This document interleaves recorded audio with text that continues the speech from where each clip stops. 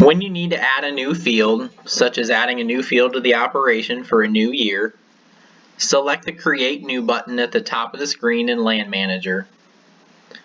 Select Create Field.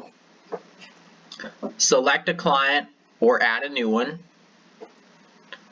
Select a farm from your current list or add a new one. And then type in a field name. Select Save.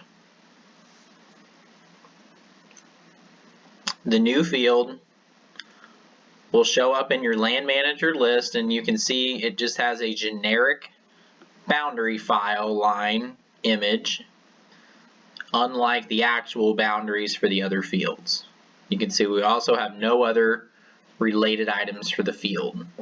If you wish to create a boundary, simply hit Create New, select Boundary.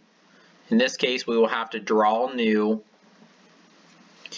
because there are no previous operations.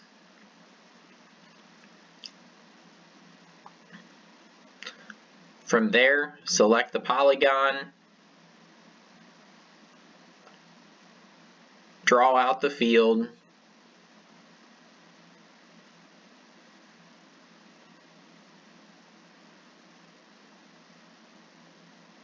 and then click Save. Ensure that you add a name for the boundary before you can save.